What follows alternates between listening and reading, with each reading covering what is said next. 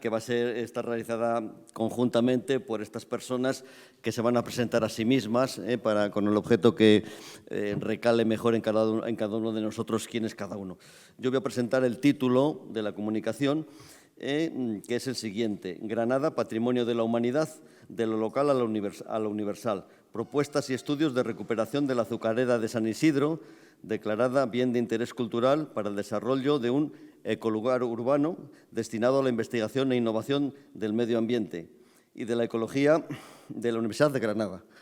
Tengo que decir, aparte de un título grande, que coincidimos en este sentido. El año pasado, en estas mismas jornadas, presentamos una ponencia sobre implantación de máquinas en la azucarera de Pravia, que justamente la azucarera de Pravia y la azucarera de San Isidro son hermanas gemelas.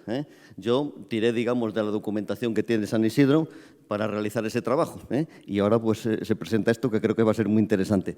Muchas gracias. Cuando queráis.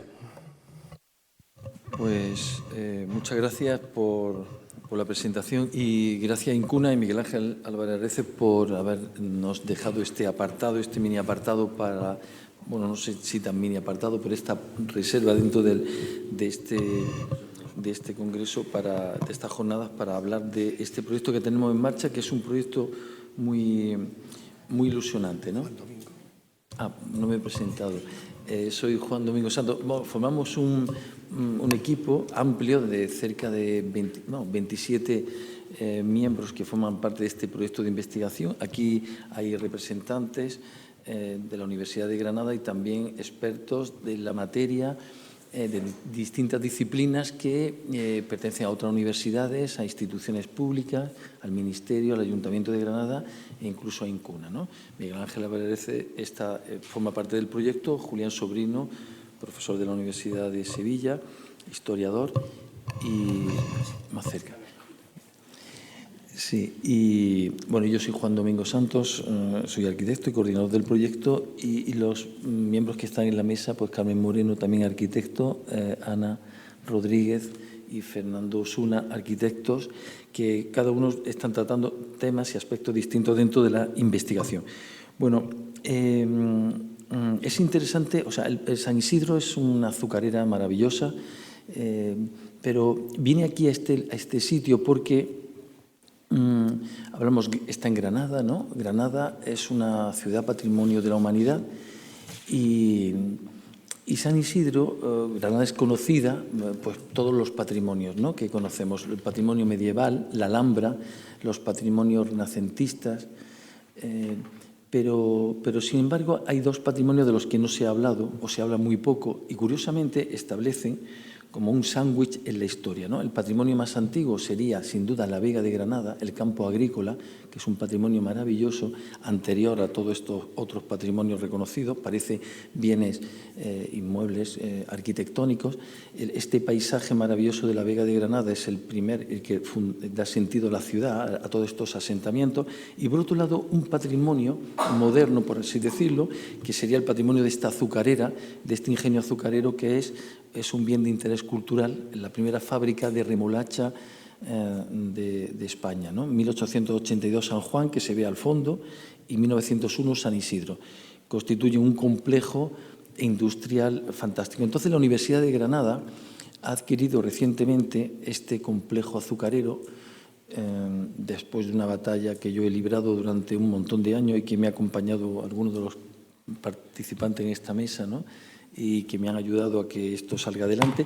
Finalmente, la Universidad de Granada ha dado un paso adelante, ha adquirido este suelo, este recinto industrial, este bien de interés cultural, y es una operación interesante porque, por un lado, no solo es la recuperación de este conjunto industrial, sino también tiene otro objetivo, y es que es el quinto BIC que tiene la Universidad de Granada, ¿no? Es el quinto bien de interés cultural, que cerraría además un ciclo de bienes culturales que van desde restos romanos hasta un bien cultural moderno como es San Isidro, y que permitiría que Granada acceda a la capital europea de la cultura en el año 2031, ¿no? Como sabéis, las capitalidades europeas se logran no solo viviendo del pasado, de patrimonios históricos, sino también del patrimonio moderno, el patrimonio vigente contemporáneo, ¿no? Y, digamos, no es contemporáneo, pero es una fábrica moderna para unos usos contemporáneos que permitiría que Granada acceda, como digo, a esta capitalidad europea de la cultura del año 2031, que además coincide con el 5º centenario de la fundación de la universidad que fundó el emperador Carlos V. Bien, todo esto confluye en esta fábrica que, además de sus valores patrimoniales, pues tiene otros valores que pueden dar una dimensión y un recorrido a esta ciudad, ¿no?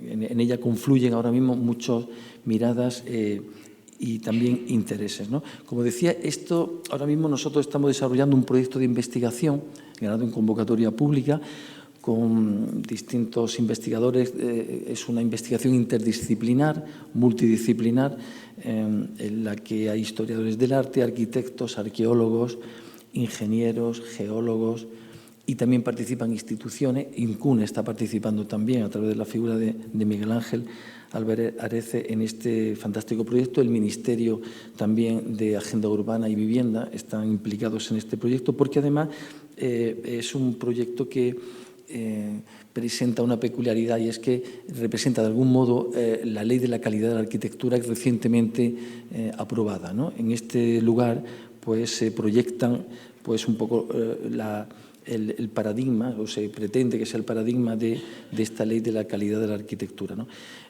La fábrica en sí fue declarada bien de interés cultural en el año 2015 y forma parte del inventario de los 100 elementos de patrimonio industrial más significativos de este país, ¿no? Bueno, es una fábrica que tiene más de 100.000 metros cuadrados de superficie de parcela y 20.000 metros cuadrados de edificaciones catalogadas, ¿no? Mantiene intactas sus infraestructuras, los elementos singulares, las arquitecturas, los pasos elevados de ferrocarril, la estructura ferroviaria, patios de carboneras, etc. Lo único que le falta ahora mismo es la maquinaria, ¿no? Que fue extraída cuando se cerró la fábrica en el 84. 1882, 1984, 100 años. Cuando se cierra la fábrica, la maquinaria es desmontada, destruida, se lleva a chatarra, excepto 7 máquinas de vapor que se salvaron de la destrucción gracias al ingeniero Miguel Jiménez Yanguas, que las salvó, las rescató y las ha preservado y conservado, ¿no? Y bueno, pero volviendo al tema, ahora mismo tenemos una fábrica del siglo final del XIX, principio del XX, que forma parte de un patrimonio de la Universidad de Granada. La Universidad de Granada es una ciudad pequeña, 230.000 habitantes, de los cuales 70.000 personas forman parte de la universidad. No, están vinculadas directamente con la universidad. Estamos diciendo que 1 de cada 3 o 4 personas está vinculado con la universidad. Y tiene una peculiaridad la Universidad de Granada, es que forma parte de un tejido histórico en el que los campus universitarios forman parte de esa estructura urbana.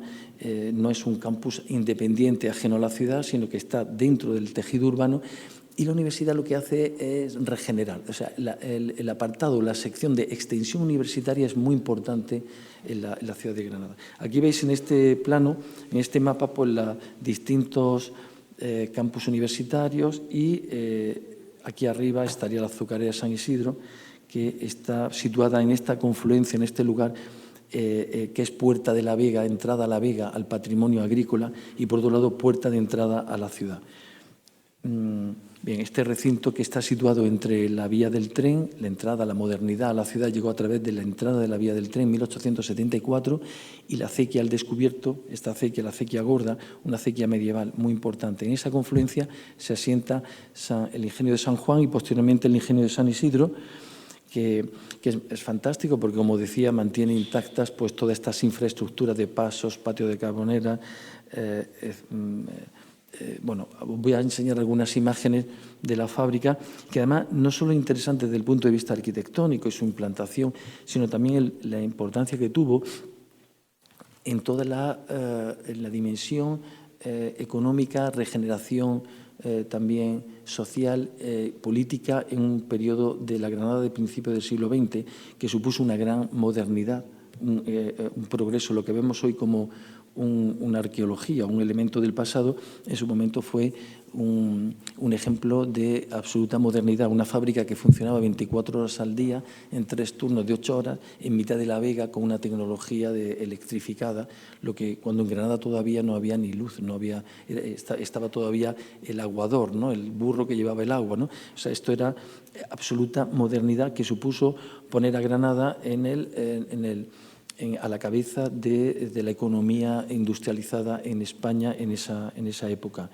Y bueno, no solo eso, sino también los sistemas constructivos que contempla y que tiene esta fábrica, maravilloso sistema constructivo y sistemas, instalaciones, que luego fueron utilizados también para el desarrollo urbano. O sea, eran modelos tecnológicos que eran experimentados en la fábrica y luego eran llevados al desarrollo urbano de la ciudad. La apertura de la Gran Vía de Granada, la Gran Avenida del Azúcar, como también se llama, procede de la economía, parte de la economía que generó este ingenio, ¿no? La fábrica tiene esta fachada tan maravillosa, muy bonita, con un cierto estilo inglés, con superposiciones de distintas épocas, y esta es la visión de la torre alcoholera de la destilería, vista desde el perímetro de la zona agrícola. Algunas fotos históricas, este es digamos, el corazón de la fábrica, con los trabajadores al fondo entrando al recinto. El interior de la fábrica, que en principio pues, era una fábrica que, si bien desde el primer momento fue construida en estructura metálica, hay que pensar que la fábrica está en la transición del paso de la madera a la estructura metálica y al hormigón. De hecho, el diseño de la fábrica, los detalles constructivos, las cerchas están en madera todavía, pero se construye ya con estructura metálica. Aquí está la primera estructura de hormigón también de la ciudad de Granada, con los pasos y las vagonetas elevadas de ferrocarril, y veis que se construye al principio con forjados de madera, pero inmediatamente se transformaron, como veis, en bovedillas, ¿no? y forjados metálicos. La estructura metálica, desde un primer momento, pues fue columna de fundición y contiene todo el repertorio de la estructura metálica, de la historia de la estructura metálica, desde la columna de fundición hasta soportes conformados en frío, roblonados, soldaduras, remaches. Es una historia viva de la estructura metálica, ¿no? Y son estos espacios fantásticos que son como catedrales laicas, maravillosas, ¿no? Que son muy aptas para con las infraestructuras también, que digo que son muy bonitas, ¿no? O sea, que estas estructuras que explican el funcionamiento de la fábrica, muy vinculada a toda la infraestructura complementaria de paso del ferrocarril, vagonetas para sacar y meter la pulpa o la remolacha, el horno de cal, y que generan en conjunto un conjunto de elementos muy ricos dentro de este paisaje, ¿no? De hecho, la fábrica está catalogada no solo la arquitectura, sino está catalogado también estas infraestructuras y su paisaje, ¿no?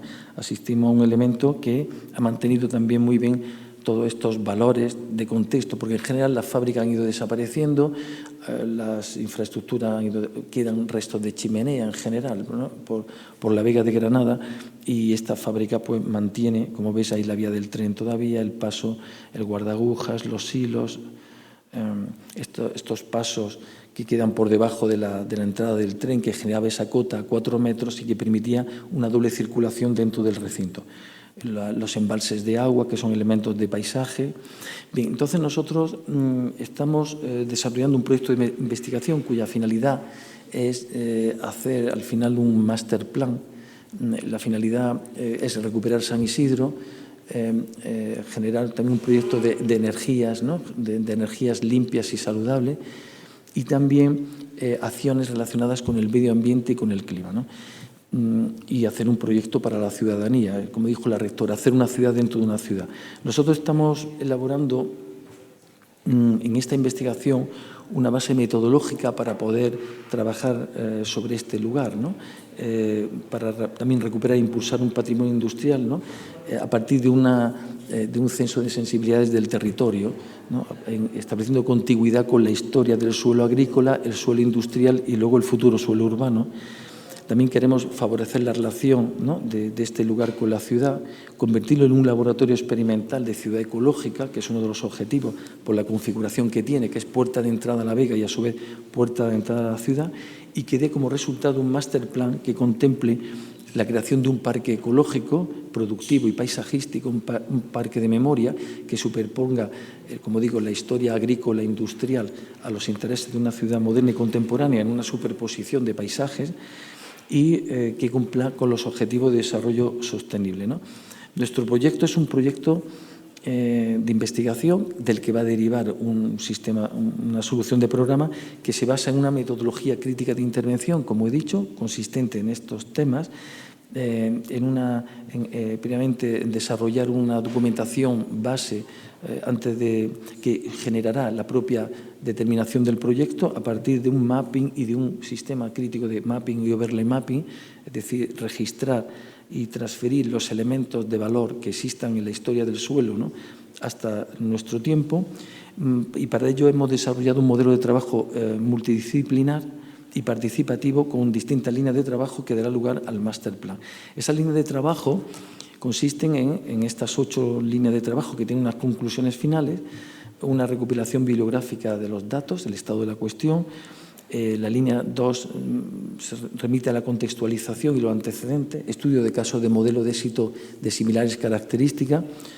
La línea 3 tiene que ver con todo un registro y censo de sensibilidades de los elementos del territorio, ¿no?, y de las infraestructuras y las arquitecturas del recinto, ¿no? La línea 4 está vinculada a la identificación de las transformaciones del paisaje agrario e industrial, transferencia y reutilizaciones de los elementos e infraestructura, porque entendemos que la fábrica no es un objeto, sino que es un elemento fundamentalmente paisajístico, ¿no? O sea, nuestra lectura del patrimonio de la azucarera es una lectura que se produce desde el paisaje. La línea 5 está destinada a la orientación de procesos para el desarrollo sostenible y ecológico de un entorno patrimonial. La línea 6 está relacionada con todo el mapping, registro y la transferencia de todos estos estudios para elaborar un programa. La línea 7 tiene que ver con los sistemas energéticos, porque queremos que la fábrica sea un sistema autosostenible, como fue históricamente. La fábrica se mantenía a sí misma, ¿no? Era un sistema autosostenible y nosotros queremos que este nuevo recinto recuperado siga siendo sostenible y se autofinancie y con un proceso autoproductivo, ¿no? Y por último, con la incorporación de la vivienda, como la exploración de la vivienda dentro del espacio industrial, que tiene que ver, pues, bueno, con la historia tradicional de las fábricas y de los barrios de trabajadores asociados a las fábricas, y que en este caso serían ecobarrios vinculados a la propia fábrica. Yo ahora, la situación de la investigación se encuentra en marcha, se encuentra en curso, y lo que vamos a hacer, a partir de una serie de presentaciones breves que vamos a intentar ofrecer un poco un repertorio, como un abanico de ideas en las que estamos trabajando. Es un trabajo extenso, como digo, de distintos temas, donde además las distintas líneas de trabajo se van superponiendo y van ayudando a generar el mapping del proyecto, ¿no?, digamos, el mapping de los programas y la identificación de los programas y los usos. Las preguntas que siempre nos hemos estado haciendo es hasta qué punto las antiguas infraestructuras, por ejemplo, de pasos elevados de ferrocarril, no podían ser hoy en la actualidad los pasos elevados o las calles de circulación de la fábrica, ¿no?, de la fábrica, del nuevo centro, del nuevo complejo, o hasta qué punto los patios de Carbonera no pueden ser ahora los nuevos patios de relación de este conjunto, ¿no?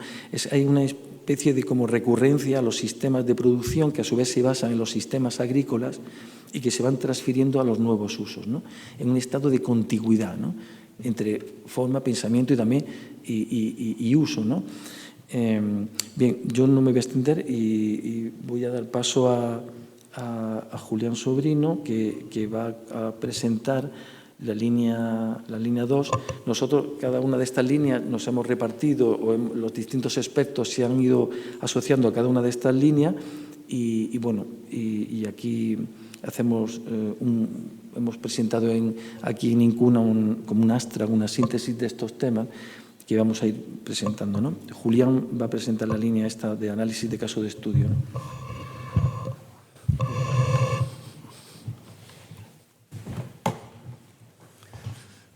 Buenas tardes.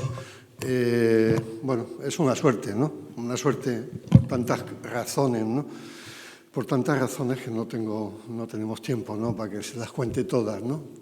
La suerte que tengo y que tenemos, ¿no?, en el sentido de haber cuajado un equipo, ¿no?, en un territorio como Andalucía, aparentemente un territorio no industrial, sigue siendo ese estereotipo el que funciona, el que sigue existiendo.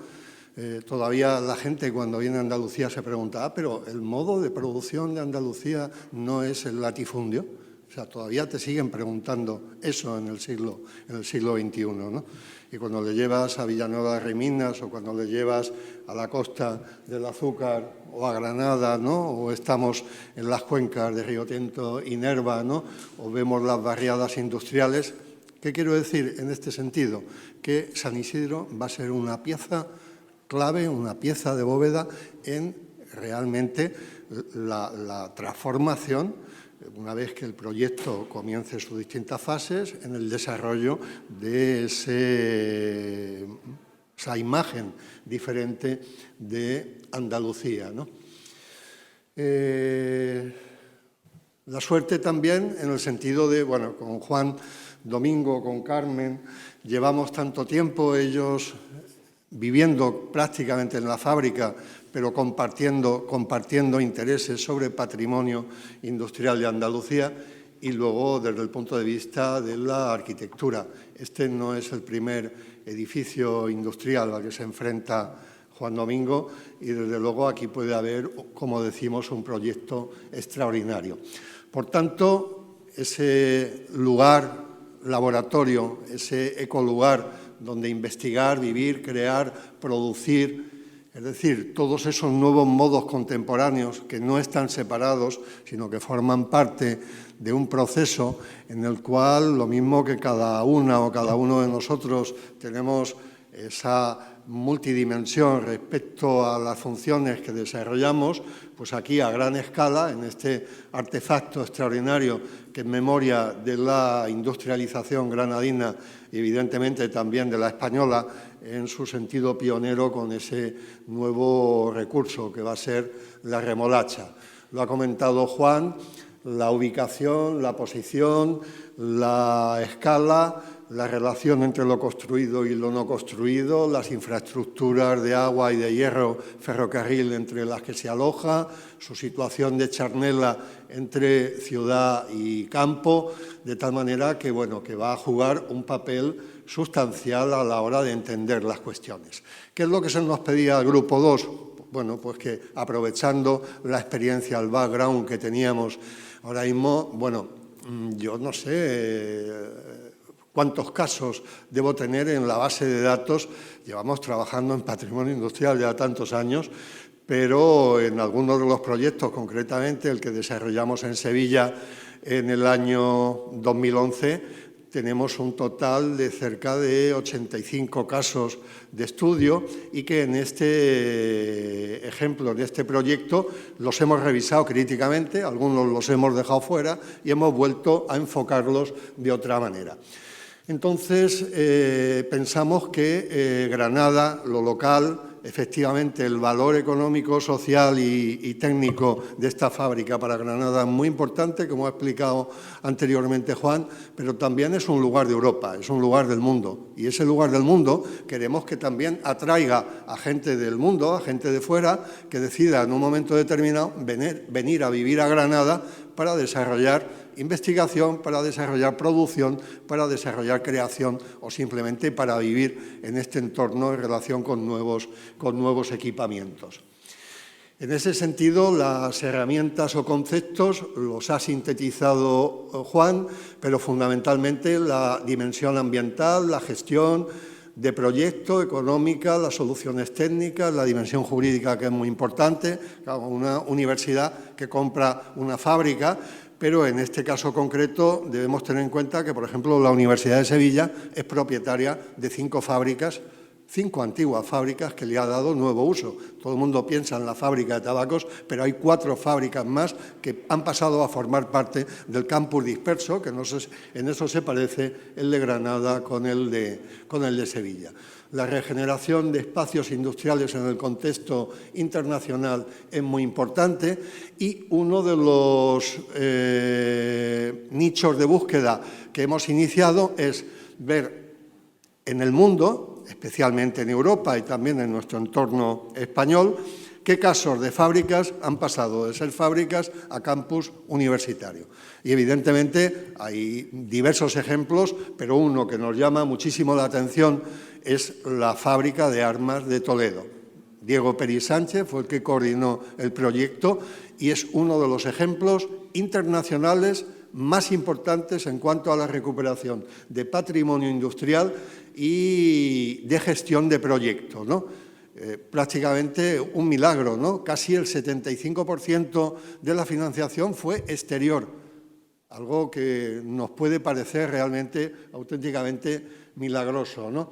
Por tanto, la propuesta de qué hacer cuando cierran las fábricas, cómo rehabilitarlas de nuevo, es lo que nos va a permitir entender lo que va a suceder en esa fábrica de San Isidro, en esa antigua, y conectado, evidentemente, con la narración de cómo fue la industrialización andaluza, cómo fue también en la Andalucía oriental, y a partir de ahí, en ese sentido, bueno, pues al principio, en época medieval, era un pago, una zona rural, el pago de Fatinafar, luego fábrica de San Isidro, ahora Ecolugar, lo estoy pasando rápidamente, se está ya haciendo una geolocalización de cada uno de los edificios y las diversas funciones que ha ido teniendo a lo largo del tiempo en ese proceso continuado.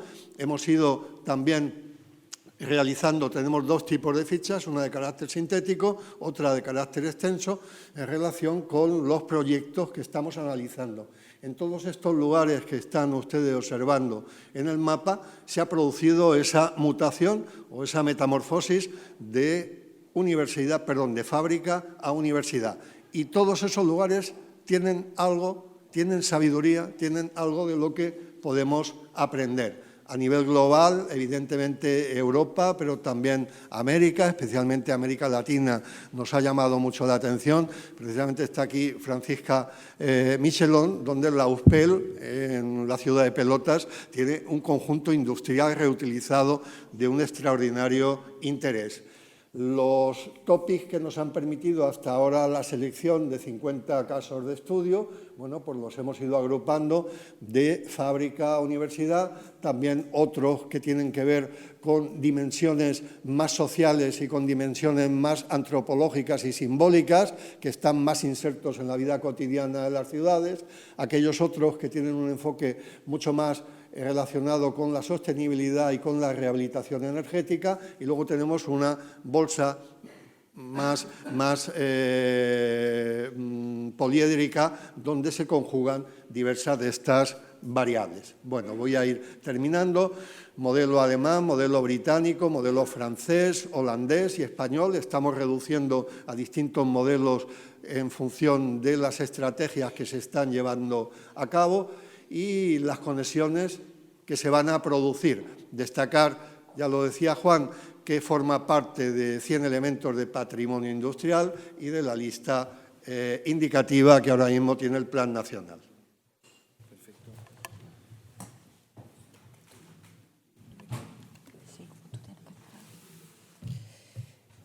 Bueno, yo soy Carmen Moreno, ¿no? Ya me ha presentado Juan, y participo en el proyecto pues llevando esta tercera y cuarta línea, ¿no? Que se refieren al registro y la transformación del paisaje agroindustrial. Disculparme que estoy un poquito afónica con estas lluvias y este tiempo. Y bueno, me parece muy importante que seamos capaces de transmitir los pasos que estamos dando en el sentido de cómo afrontar este proyecto, ¿no? Es decir, o sea, no es solo un problema de diseño el que se plantea aquí, sino es un problema mucho más complejo, ¿no? en distintos niveles, tanto programático como de modelos de intervención. Entonces, estamos intentando armarnos, ¿no? Con esa información. Lo que Julián ha contado, pues como mirar a otros sitios para ver qué otras cosas podemos aprender, ¿no? Que nos sirvan de ejemplo. Y en el caso del trabajo de las líneas que yo estoy coordinando, pues es un registro que tiene que ver con el aprendizaje en el propio lugar, que ha pasado antes de que la propia industria llegara incluso, ¿no? Porque yo creo que al final formamos parte de una historia y entonces la industria es una historia más de las que han sucedido en un lugar. Antes había otra cosa, en este caso un paisaje agrícola, y la historia que sigue, esperemos que sea la que estamos planteando nosotros, ¿no? Que para eso estamos trabajando. Entonces, con esa conciencia de continuidad en el tiempo también, pues se plantean estos trabajos.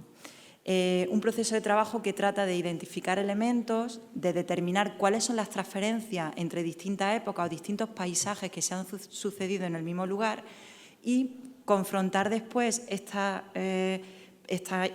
información, ¿no? Para verificar la idoneidad o no de adecuar determinados lugares o de mantener determinados elementos. Este es el paisaje que rodea la azucarera. Aquí la situación de la azucarera está en este ámbito, este triángulo, ¿no? Que es el que vamos a repetir en todas las ponencias.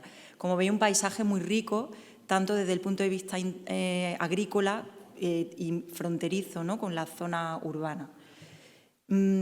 El primer plano que se levanta de toda la zona agrícola de Granada, que es el de La Vega, es este plano de 1819 que realiza Francisco Dalmau, en el que ya se ve un parcelario con más o menos detalle, ¿no?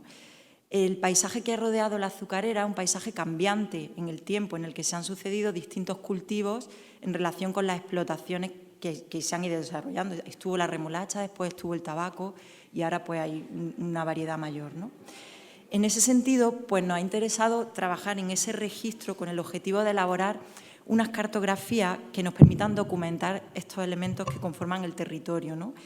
Y al mismo tiempo, pues trabajar en dos escalas. La escala que rodea el recinto, porque realmente formamos parte de un paisaje, y otra escala que es la escala de proximidad, que es la que estamos dentro del recinto, la más cercana a las edificaciones y a las infraestructuras.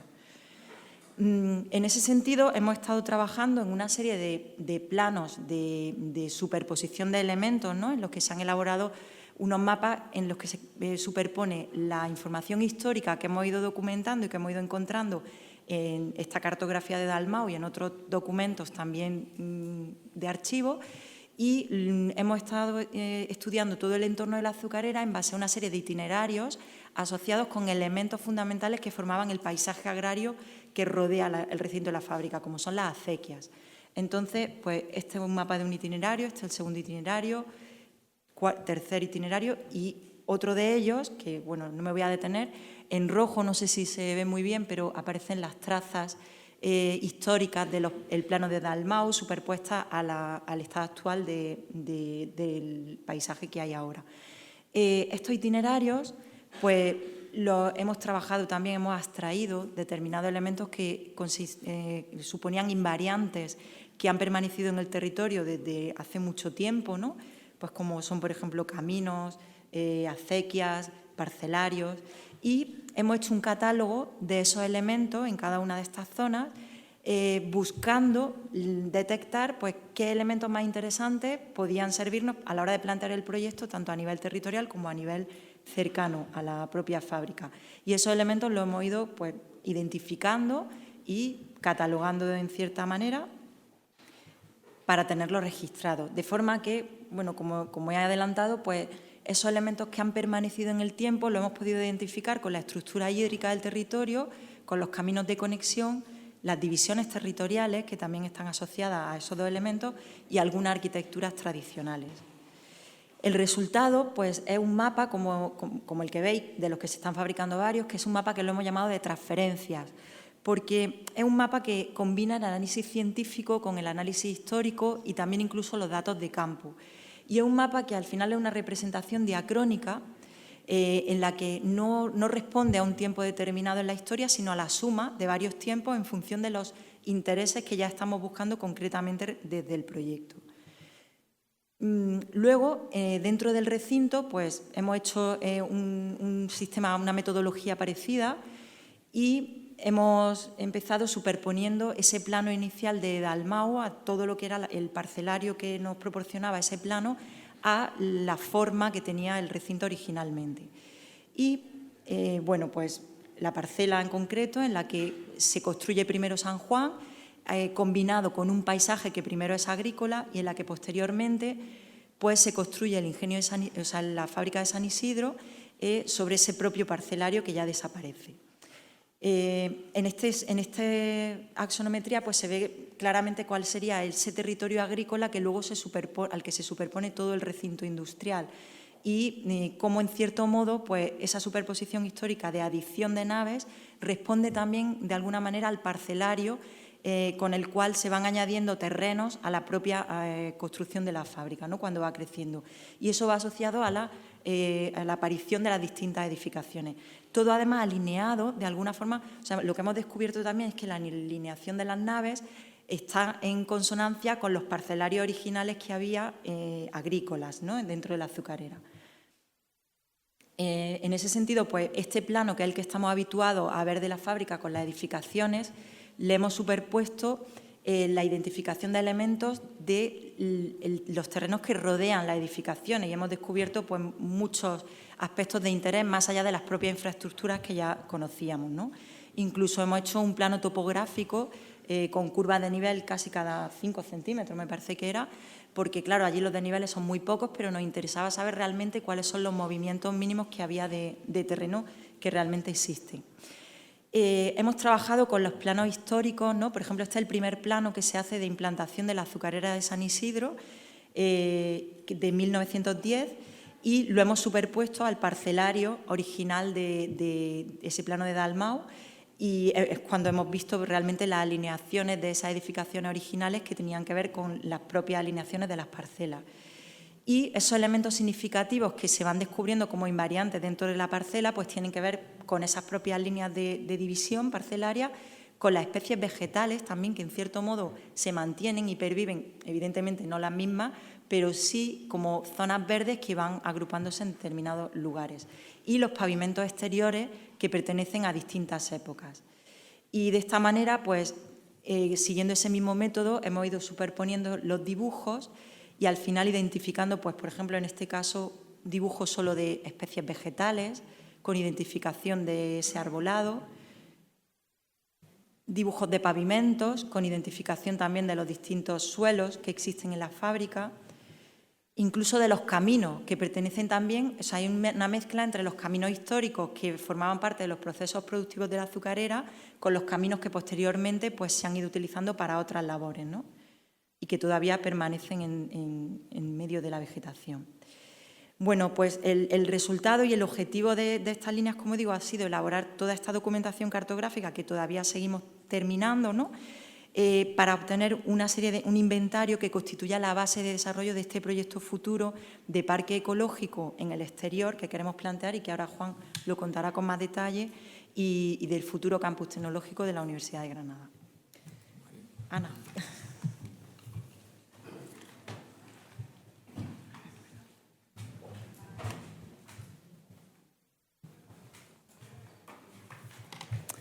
Buenas tardes. Bueno, soy Ana Rodríguez, como ha presentado Juan, y voy a presentar las líneas 5 y 7 en las que hemos estado trabajando Tomás García Piri, Juan Antonio Serrano García y yo.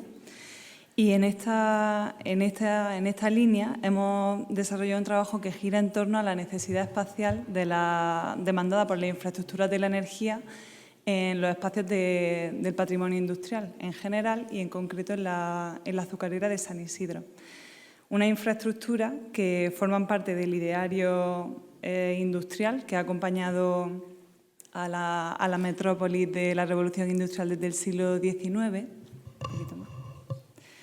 frente a esa naturaleza bucólica y arrebatadora que dominaba las estampas del paisajismo previo, ¿no? Y de pronto aparece esa imagen de la ciudad dominada por las chimeneas de la fábrica humeante.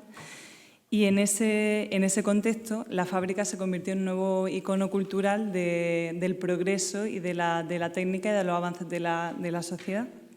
Pero poco después, ¿no?, un siglo después, todos esos avances, todo ese progreso, resultado de la industria, se convirtió en una serie de elementos, de espacios, de casi residuos que quedaron como de pronto huellas de todo ese pasado y que al poco tiempo empezaron a despertar el interés sobre qué iba a pasar con estos lugares, ¿no? Como en este trabajo que fue resultado de unos paseos de los artistas Robert Smithson y Nancy Holt, que publicaron bajo el título de Un recorrido por los monumentos de Passaic, de Nueva Jersey, en el que de pronto todos esos espacios residuales y esos objetos, ¿no?, depósitos, tuberías, cañerías, se convertían en los nuevos monumentos a los que había que prestar atención.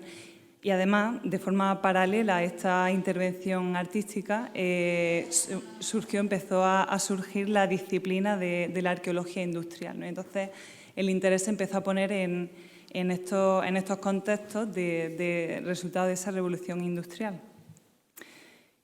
Y desde este punto de vista de la infraestructura, la azucarera de San Isidro, que ya, como hemos ido viendo cositas, ya vamos conociendo, está compuesta por 3 cuerpos de naves principales. La primera de tratamiento y producción del azúcar, la segunda de secado y almacenamiento de la pulpa y la torre de la destilera, la torre de la alcoholera, ¿no? Y en torno a estos 3 cuerpos de naves principales se desarrollaron una serie de infraestructuras que hemos desarrollado en los distintos temas que creemos que mejor se entienden. Un primer cuerpo de infraestructuras fundamental fueron las asociadas al agua, de las que Fernando va a hablar ahora a continuación un poquito mejor. Era el agua uno de los elementos principales en la fábrica, fundamentalmente por la necesidad del lavado de la remolacha. Y esta posición de la fábrica en este lugar está vinculada a 2 acequias, la acequia Gorda y un ramal de la acequia Jaque del Marqués de Mondéjar, que abastecían junto a una serie de pozos de agua a todo el recinto, ¿no? Y de la infraestructura vinculada al agua hay 4 grandes albercas, que ahora mismo no tienen agua, pero que siempre la han tenido. Y aparte de esas 4 albercas, aparecen también vinculados al agua, dentro ya de las infraestructuras de almacenamiento, un conjunto de silos, que al final son como fosas canales por las que se depositaba la remolacha y a través de agua era arrastrada hasta el lugar de lavado de la remolacha, pues forman parte de ese segundo cuerpo de infraestructuras de almacenamiento que, como podéis ver, tienen una presencia fundamental en el complejo que, de hecho, a nivel de superficie casi ocupan la misma superficie que las naves y la construcción, ¿no? Aparte de esos silos de remolacha fundamentales, dentro de la infraestructura de almacenamiento también había 2 conjuntos de depósitos que, aunque ya están desmantelados, mantienen las huellas en el suelo como parte de esos lugares de almacenamiento. Un tercer conjunto de infraestructuras fundamentales fueron las infraestructuras de movilidad y desplazamiento, tanto de materias primas, de manufacturas, de personas, la propia vía del tren que entraba y salía para facilitar la llegada de materiales y el envío de manufactura, y forman un conjunto de elementos que, sobre todo en la parte trasera de la fábrica, tienen una presencia importante con la característica, sobre todo de la vía del tren y de esas pasarelas de circulación de residuos, constituyen un conjunto de elementos a una cota elevada sobre el paisaje que aportan de pronto un nivel distinto al nivel principal de toda la fábrica.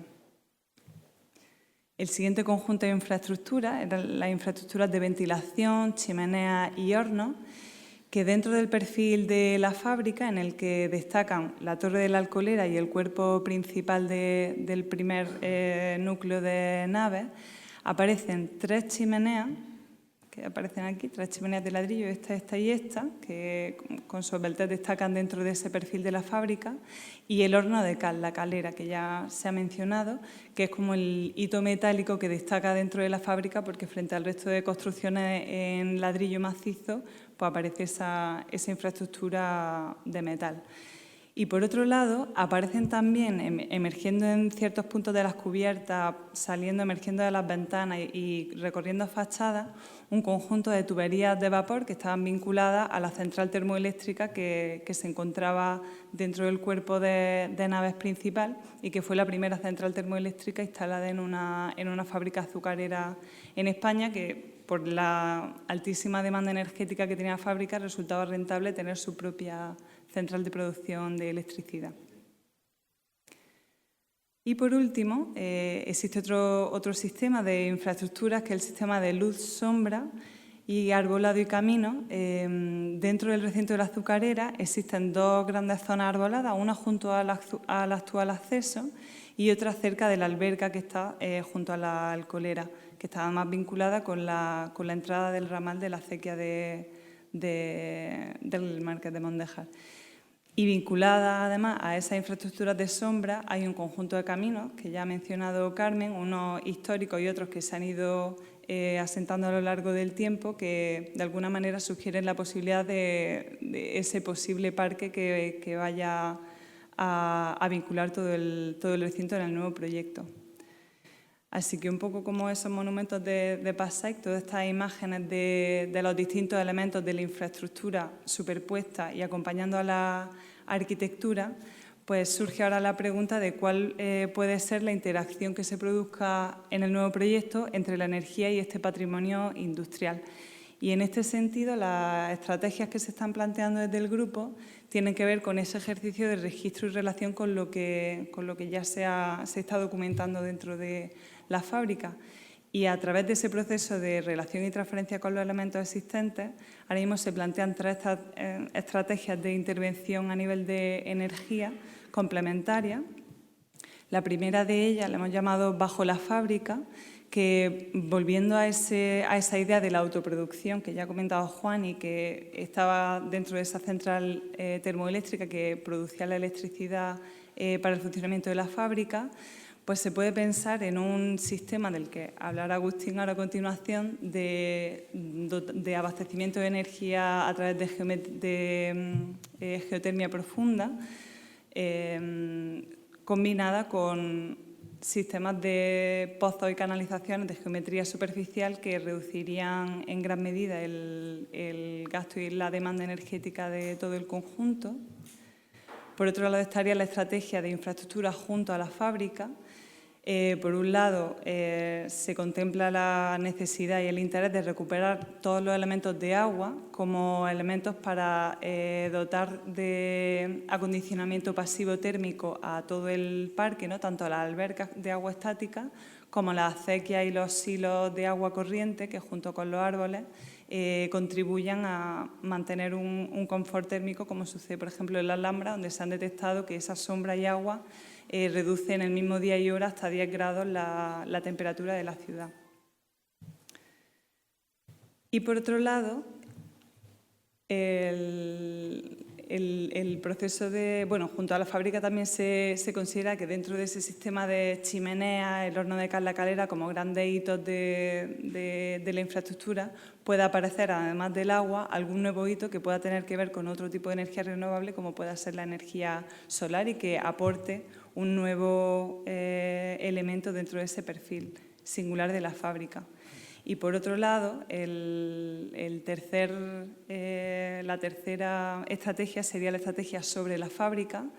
Por un lado, recuperando esa cota interesante que plantean tanto la vía del tren como las pasarelas por las que circulaban los residuos y el carbón, ¿por qué no plantear que sigan existiendo elementos de sombra y pasarelas de circulación a una cota elevada sobre este nuevo parque y dominando también el paisaje agrícola circundante? Y también en relación y en conexión con ciertos elementos que hay en las cubiertas de las naves existentes, tanto como lucernarios como elementos de ventilación, pues pueden ser como puntos de partida sobre cómo introducir la energía sostenible fotovoltaica dentro de, por ejemplo, las nuevas arquitecturas domésticas a construir e implementar en el recinto.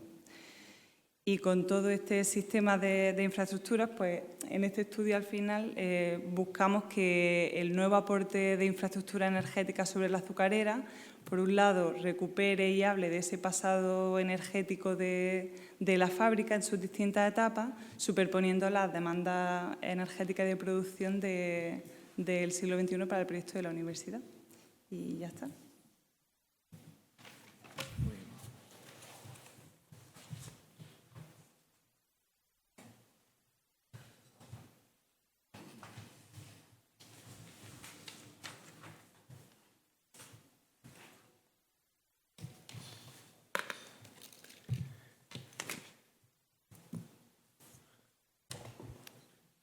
Buenas tardes, soy Fernando Osuna. Estoy también muy ronco, como podréis notar, así que pido disculpas. Vamos a hablar sobre la reutilización de las infraestructuras de agua existentes en la azucarera. a través de una metodología en relación a técnicas de regeneración natural para la mejora paisajística y ecológica del recinto y su desarrollo urbano sostenible. Como bien decía Juan, la azucarera, el conjunto, se encuentra en una encrucijada entre la acequia gorda y la línea ferroviaria. Lo permitía relacionar dos elementos fundamentales en todo este proceso, como son la necesidad de tener agua disponible y una vía de comunicación para poder transportar el producto resultante. Y resultado de esto, pues se encuentra todo el recinto en un entramado rodeado de acequias que han ido evolucionando para ir infiltrándose en los distintos edificios que la componen. Aquí la vemos como una posición dentro de la red de acequias de La Vega y todos los procesos productivos que hay en el lugar. Podemos ver un conjunto de edificaciones vinculadas a las acequias, los silos, pozos y albercas, tal y como ha contado Ana hace un momento, pero esto efectivamente no se produce así. Esto no es un plano final, sino que forma parte del proceso de la evolución de la azucarera, que en un primer lugar parte en el año 1882 con la implantación del ingenio de San Juan y la primera alberca de agua. Posteriormente, con la crisis que hay y con los trabajadores, se funda con una estructura cooperativa la azucarera de San Isidro propiamente dicha en la parcela contigua. A partir de ahí, en 1901, se construye el edificio principal de la fábrica de San Isidro, con un conjunto de albercas y silos de nuevo y canalizaciones, más el estanque de salida y difusión. Ya hemos visto que el agua se recogía, se canalizaba, se almacenaba, formaba parte del proceso tanto para el tema energético, las primeras maquinarias, como luego para la mezcla de la remolacha, su enfriamiento en los silos y la producción del azúcar. Todo esto progresivamente se añaden los subproductos del proceso, la alcoholera con una alberca asociada sobre los terrenos colindantes en el sureste en 1908, en el 1924 los 5 silos que veíamos antes en el esquema más detallado que presentaba Ana, se triplica la superficie de almacenamiento, ya hemos visto la dimensión que tenía en comparación con el conjunto edificado, ese conjunto de silos. En 1929 se instala la central eléctrica, se electrifica toda la azucarera y con 4 nuevos silos interconectados junto a la vía del tren que hablamos antes. Entre el 40 y los 50 hay un desdoblamiento de la acequia Jaque del Marqués, que la veíamos antes en el esquema principal, territorial, y se asocia también a un campo de membrillos que las propias trabajadoras, ¿no?, utilizaban luego para fabricar la carne de membrillo y que era regado con ese agua. Como veis, cada uno de estos elementos pues forman parte de un levantamiento muy detallado en el que se están viendo todas las interacciones, texturizaciones, el estado actual de cada uno de estos elementos asociados al agua, en ese esfuerzo por dotar de memoria del sentido original que tenían cada uno de los elementos, su posición en la azucarera y una reflexión acerca del uso que pueda tener en la estrategia de ecoparque o de ecolugar que va a formar parte del recinto y del campus universitario. Aquí vemos un ejemplo en la zona de la alcoholera y la alberca, vemos la torre y luego este conjunto de silos delanteros que veíamos también antes en los esquemas que presentaba Ana. Vemos los sugerentes que son como espacios formando parte de este parque, de este conjunto de espacios libres asociados a las edificaciones, y a partir de aquí nos planteamos el reto de cómo configurar todo este proceso de regeneración natural vinculados a la memoria del lugar y a la memoria de cada uno de estos elementos y sus funciones en relación al proceso de fabricación del azúcar.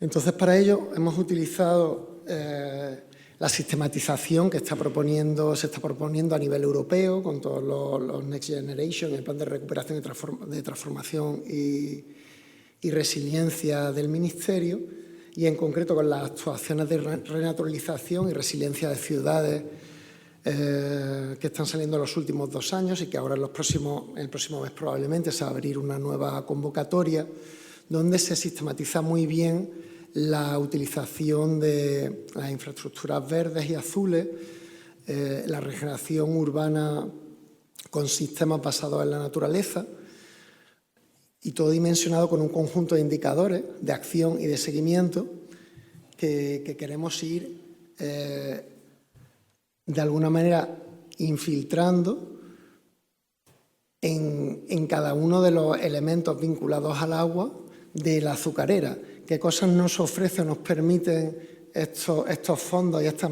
metodologías que son complejas, pero que están ya muy sistematizadas y están vinculados ya a fondos que van a venir durante los próximos años, por lo menos hasta 2026? Pues tenemos actuaciones de 4 tipos, ¿no?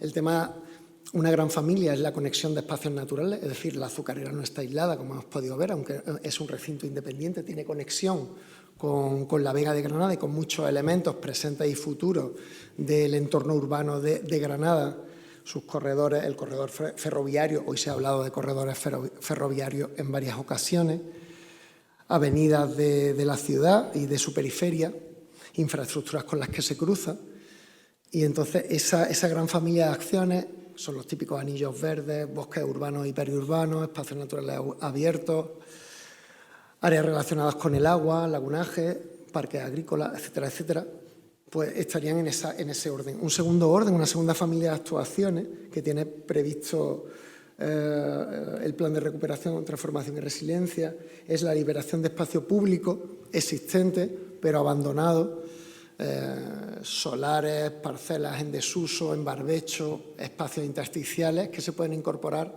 a la ciudad.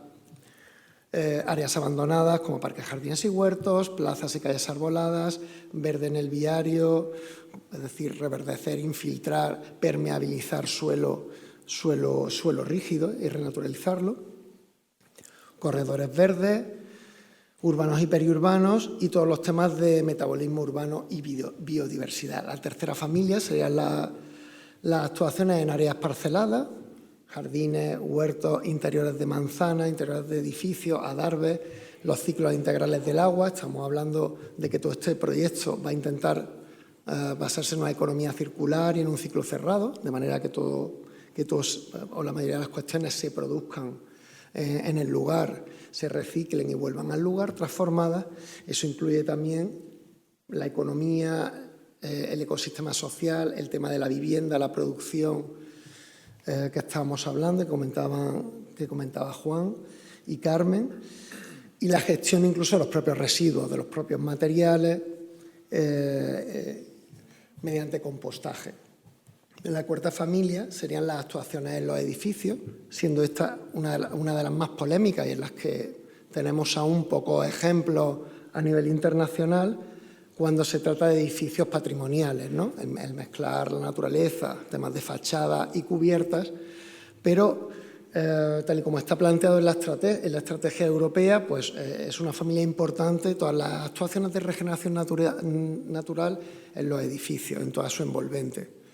Entonces, cubiertas verdes, huertos en altura, muros verdes, el ciclo integral del agua en el interior de los edificios, y la gestión, de nuevo, del compostaje comunitario. Como decía, hay un conjunto de indicadores, de decenas de indicadores, para dimensionar estas acciones y garantizar el éxito de la actuación y luego de su seguimiento. Todas estas ayudas están muy vinculadas a al tema de la sostenibilidad en el sentido de que es fundamental que ayuden a que la economía en el mismo lugar genere muchísimas sinergias, ¿no? Que se mantenga por sí solo, alta capacidad de resiliencia también ante cualquier problema que pueda sobrevenir, que ya estamos viendo en los últimos años que son constantes. Y entonces hay un conjunto de indicadores que dimensionan todas estas cuestiones. No voy a entrar en detalle, pero digamos que hay una familia, están unos de tipo general que tienen que ver con el ecosistema social y económico del entorno en el que se actúa, unos que tienen que ver con la planificación, en este caso del plan director, otros que son temáticos, que tienen que ver con la habitabilidad y la salud, que en los últimos años ya se incorpora como política, igual que el tema del ambiente, la infraestructura verde, el metabolismo urbano, la mitigación y adaptación al cambio climático, y luego otros que tienen que ver con la gestión y la participación, gobernanza y participación, comunicación, sensibilización y la medición y seguimiento de la evolución de todas estas acciones y ecosistemas. Con todo esto, lo que pretendemos es la rehabilitación de los espacios de arquitectura de la antigua fábrica a partir de esa caracterización y valoración basado en el trabajo de levantamiento y memoria y reconocimiento del proceso de cómo ha ido evolucionando el conjunto fabril, atender a los distintos paisajes en relación al ciclo integral del agua, concebido como un sistema circular, y luego unas relaciones que queremos establecer entre el sentido original de cada uno de estos elementos de la infraestructura del agua y las ideas de proyectos que están surgiendo en relación a estas políticas, ¿no? O a estas metodologías que hemos hablado, que como decimos ya es un pacto europeo, está vinculado a fondos y a maneras de abordar la regeneración natural de entornos. Entonces estábamos aquí ya empezando a hacer como una especie de relaciones memoria-proyecto, la red existente como parte del paisaje industrial y su recorrido, las albercas como llanura de inundación, los silos como balsas de depuración biológica, las acequias como conductos de canalización del agua y generadores de microclimas en el entorno de estos espacios libres, los pavimentos como filtros naturales y de depuración, espacios naturales como captadores de CO2 y mejora climática, y los elementos verticales y horizontales de las envolventes como filtros y cubiertas verdes. Es importante también saber el tema de los acuíferos que hay. Hablarán ahora otros compañeros ya por videoconferencia sobre el tema de la geotermia, pero hay dos acuíferos, uno es el de La Vega, que está sobreexplotado, pero hay otro de mayor dimensión, a mayor profundidad, que tienen presión suficiente como para poder, en caso de que pueda servir para geotermia, y también sería una fuente de recursos del agua bastante importante, porque podría extraerse agua a presión que podría renovarse todos los días para infiltrarse o derivarse a través de las acequias que luego se reutilizarían en la Vega y como un mecanismo de transferencia entre uno y otro sistema dentro de la fábrica de San Isidro. Gracias.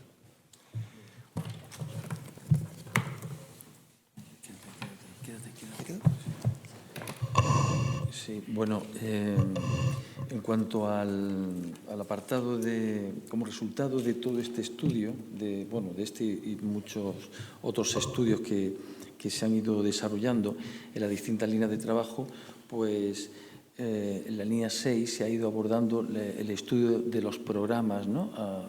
Hemos llamado recuperación y reutilizaciones adaptativas a partir de las identidades y transferencia de todo el patrimonio que hay allí, ¿no? Con un sistema de criterios de intervención y una metodología, ¿no? Que pudiera ser aplicada a este como a otros casos, ¿no? Y, bueno, digamos que este objetivo que era en el proyecto, que era a partir de esta línea de trabajo, ¿no? Transferir una serie de informaciones y una serie de documentos base que nos servirán casi en el mismo proceso de registro e identificación de elementos, se encuentra ya el propio proyecto, ¿no? El propio master plan. La idea no es que se hace a posteriori, sino que justamente la identificación de estos elementos va dando las claves para determinar los programas, ubicación, modo en que se disponen, incluso su expresión formal, ¿no? La expresión formal arquitectónica del proyecto procede de estos encuentros. Diríamos que lo que queremos hacer es también un trabajo con mínima energía, ¿no? Mínima energía y transformación territorial. El proyecto consiste es un equipamiento dotacional dentro del recinto universitario, no como un lugar para impartir docencia, sino que los programas se dividen en programas de investigación. Hay 3 niveles, son UGR, investigación, y programas de extensión universitaria, ¿no? UGR, extensión universitaria, que remite a todo un conjunto de servicios, y esto tiene que ver con el concepto de ciudad, de universidad-ciudad, la relación universidad-ciudad, que significa aquello que la universidad puede darle a los estudiantes y puede darle a la ciudad, ¿no? Incluso lo que también la ciudad le puede dar a la universidad, en esta doble vía de relación.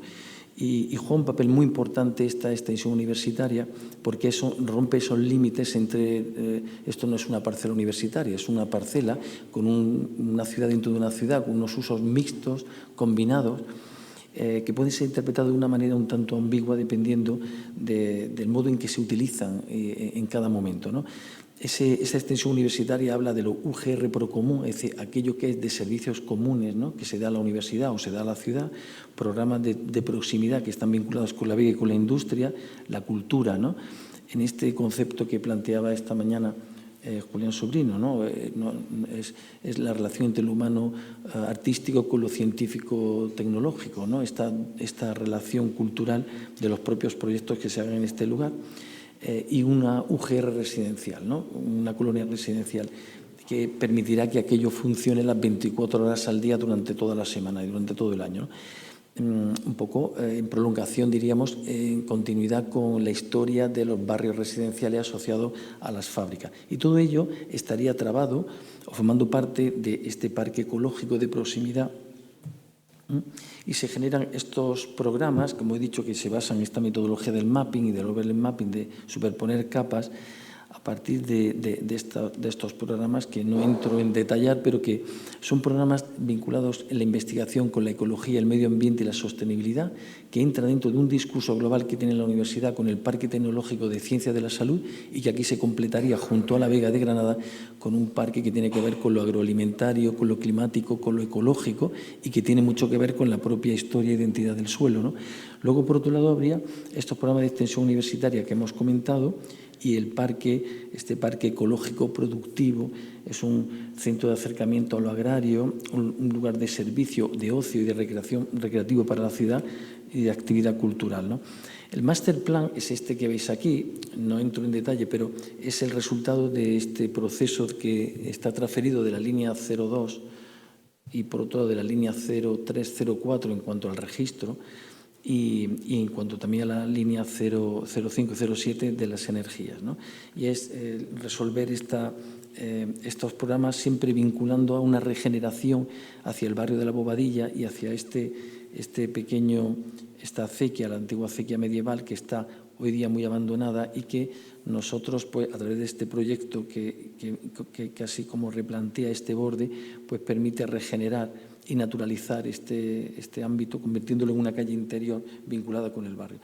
Los aspectos, por supuesto, finales de este master plan serían una ciudad de usos mixtos, de una ciudad dentro de una ciudad, que se base en la ecología y el medio ambiente, con la creación de un parque ecológico que es como un motor al que se conectan todos estos servicios de la universidad que permiten que se autoabastezca, una recuperación paisajística, mejorar la conexión y la conectividad de este lugar con la ciudad y con la Vega, y un lugar de producción energética y ecológica.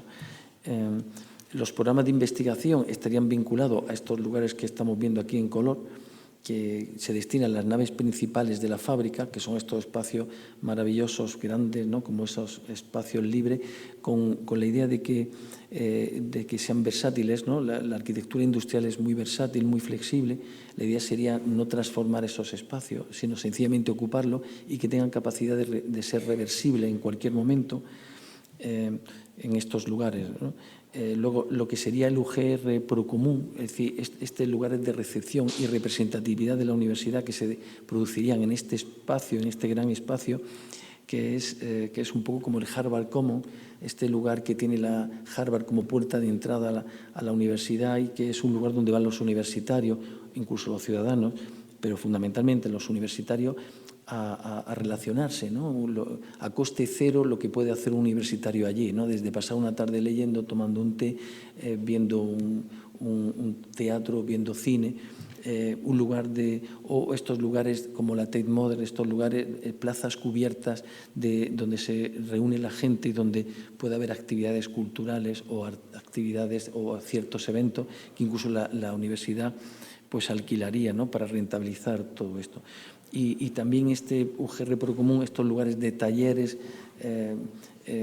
bueno, lo que hemos estado comentando. Yo, de hecho, esto es una referencia, este es mi estudio de arquitectura que está allí en la Torre Alcolera, en la destilería, desde el año 86, ocupamos este lugar, el estudio, muchos de los que estamos aquí trabajamos en este sitio desde hace tiempo, que es el laboratorio y que ahora se convertiría en un laboratorio de arquitectura y territorio en transformación, y el grupo de investigación que dirijo, y que ahora se convertiría en la oficina del proyecto, ¿no? Como un lugar de donde se producen estas ideas y donde se gestiona también el propio centro.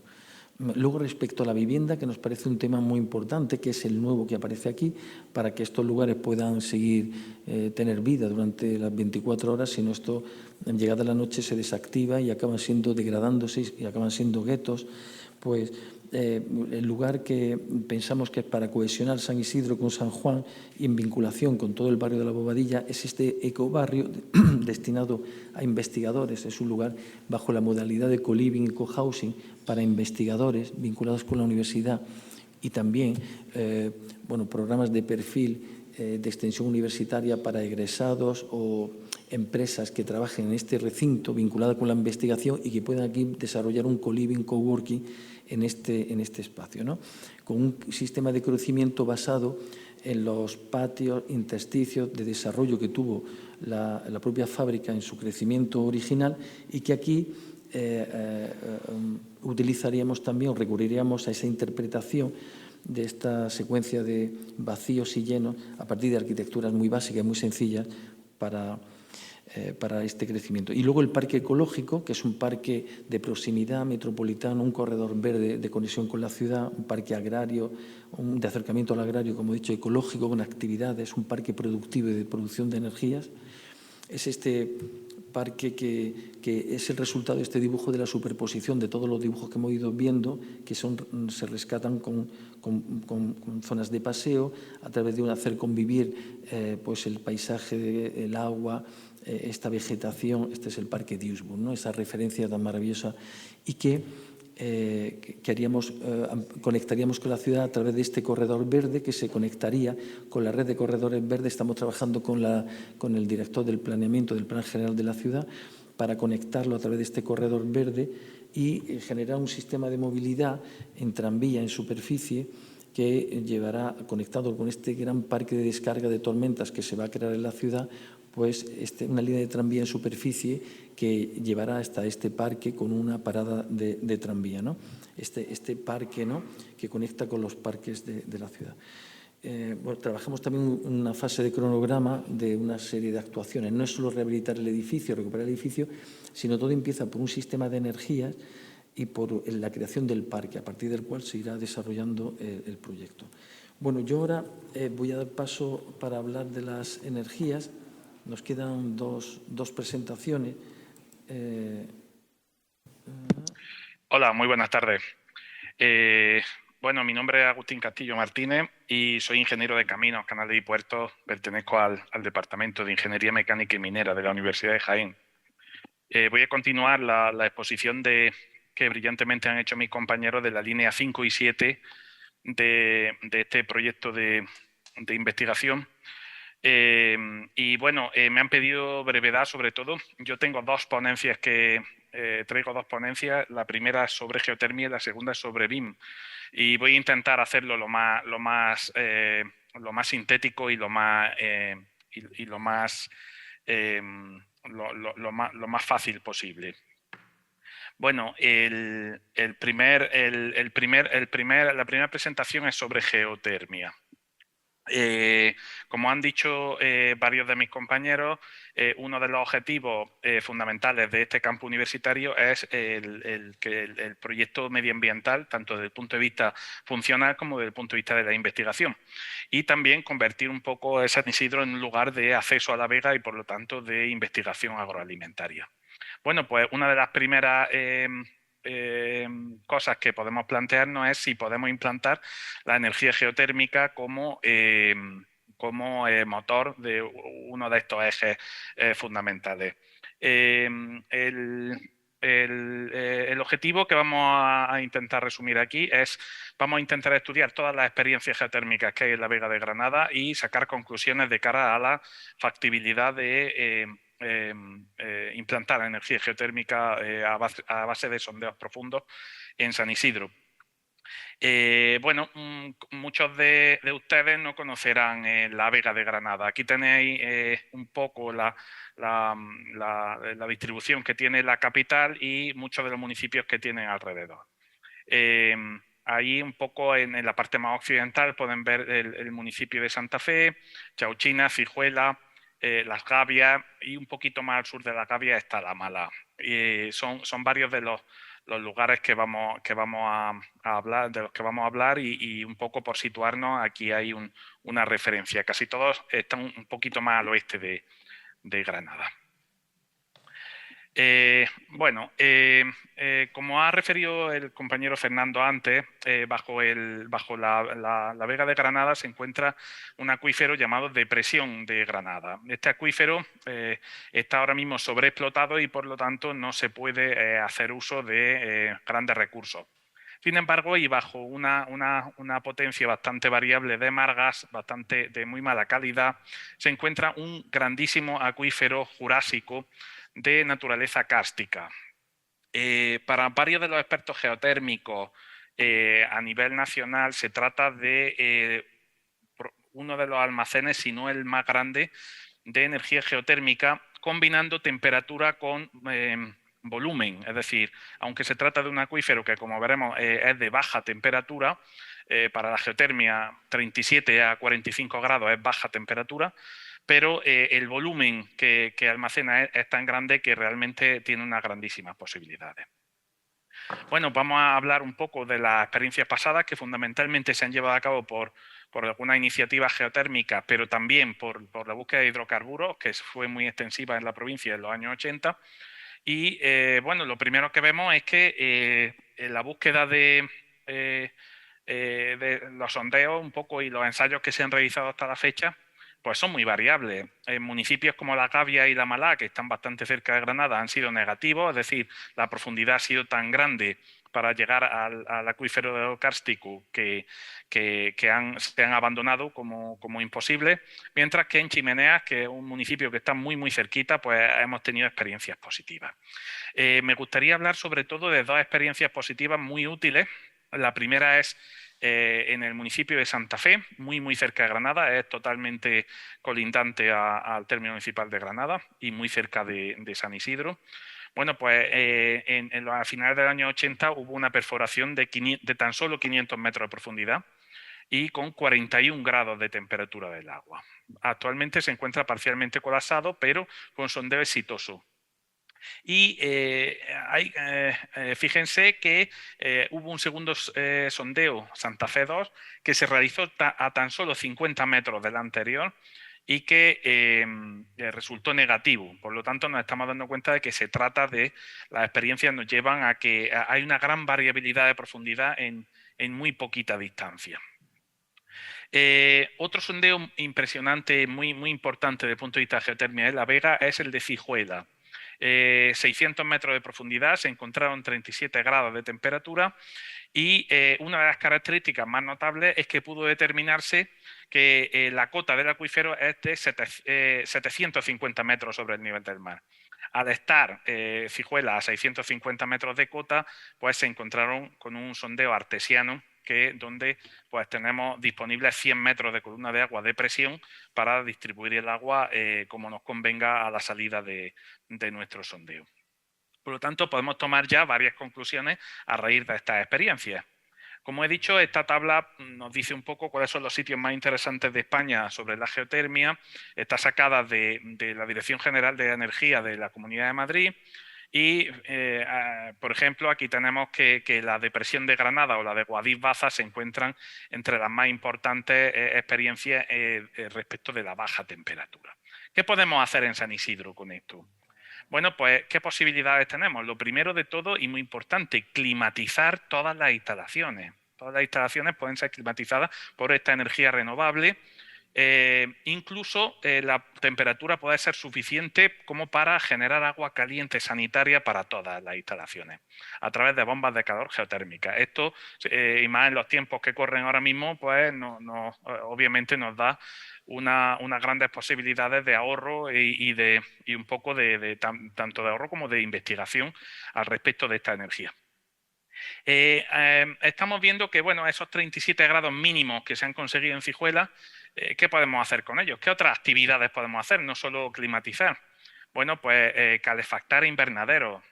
Si vamos a hacer un parque agroalimentario con investigación sobre agricultura, pues puede ser muy interesante. Esterilización de suelos, acuicultura, baños termales, producción de biogás, por ejemplo. Hay temperatura suficiente como para hacer centrales de ciclo combinado. El secado de la madera. Hay una gran expectativa sobre un proyecto de investigación de la UGR sobre la madera de la Vega de Granada. Bueno, pues podemos también hacer una colaboración importante gracias a esta tecnología. El cultivo de setas, la realización de procesos sencillos de pasteurización.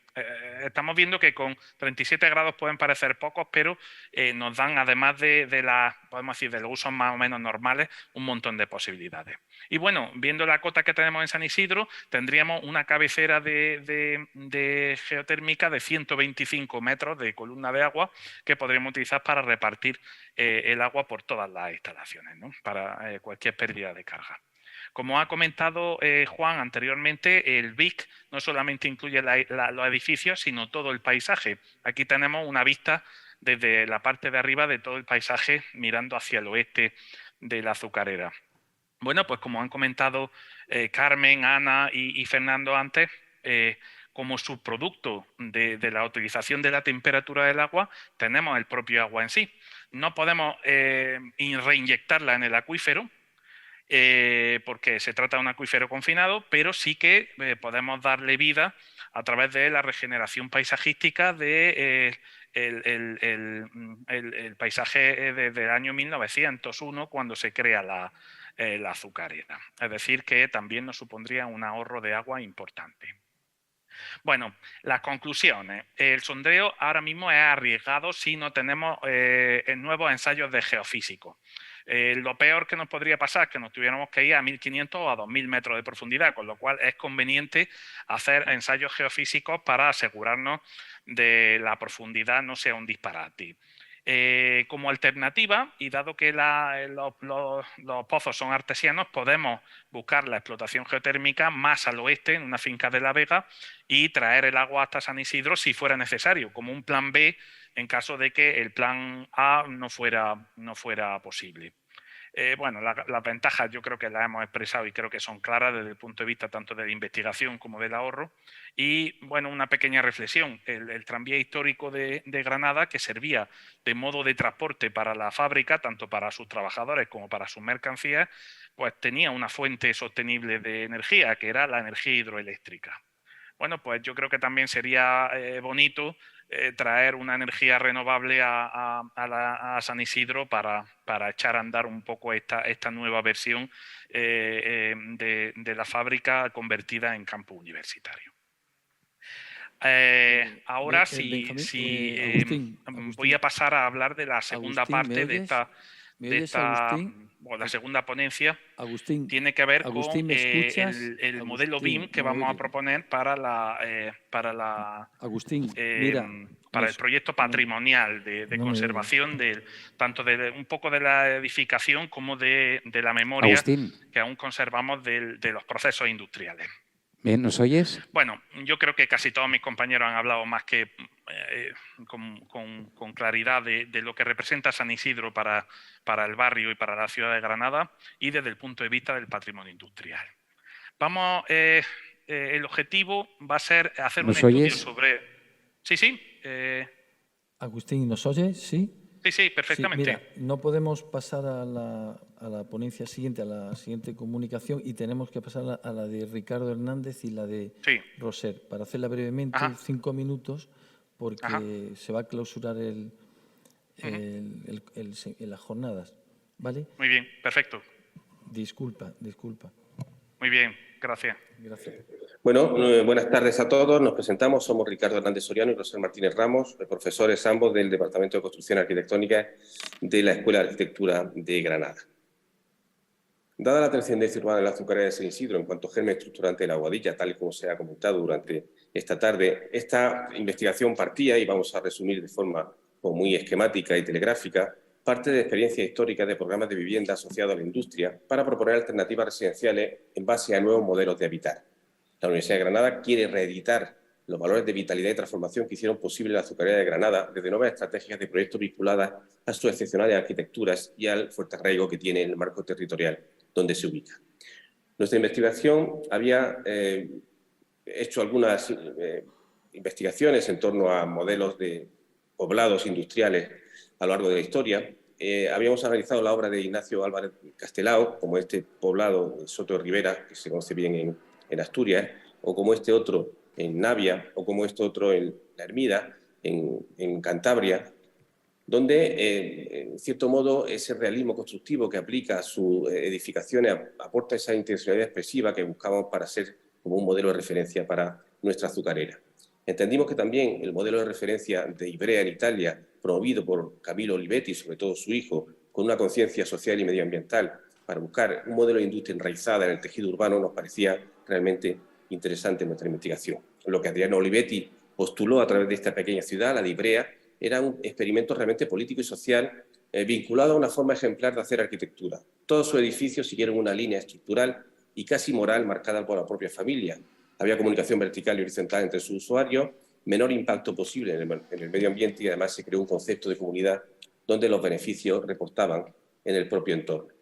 La Aguadilla, con esta foto que ya hemos visto varias veces esta tarde, surge como un barrio residencial vinculado a la azucarera, por lo que su adquisición por parte de la universidad pues, es una oportunidad que entendemos nos permitirá recuperar identidades, valores cívicos, pretéritos esplendores y continuidad con la memoria perdida. En la azucarera se plantea un lugar para la evolución en el desarrollo de modelos de vivienda, buscando nuevos modos de agrupación y una apropiación diferente del dominio construido a partir del concepto novedoso de hábitat colaborativo, que hace referencia a un incipiente modelo de habitar que apuesta por una nueva lectura de la noción de comunidad. Hemos planteado y estudiado varios ejemplos de co-living y co-housing. Uno de ellos, La Borda, viviendas colaborativas en Barcelona, hecho por los arquitectos Lacol, donde se proponen viviendas y espacios comunitarios que permitan potenciar esa vida en comunidad. Los espacios comunes que plantea este complejo son cocina, comedor, lavandería, un espacio polivalente, espacio para invitados, espacio de salud, almacén para plantas e incluso una azotea, pero todo articulado, como se ve en la planta, en torno a un patio central.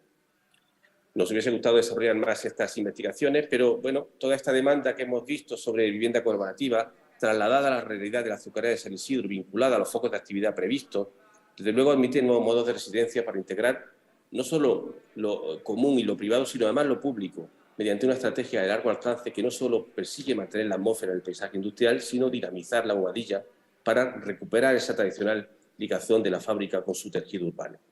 Acabo diciendo, como una declaración de intenciones, que la azucarera nació directamente de la máquina y de su capacidad de transformación.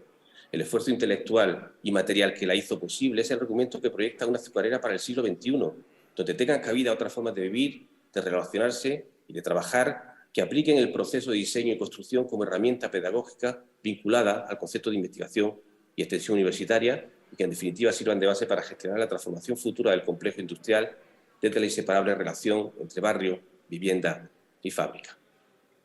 Bueno, hemos sido concisos, Juan. Espero que hayamos cumplido vuestras expectativas de tiempo. Muy bien. Gracias. Lo he hecho muy bien.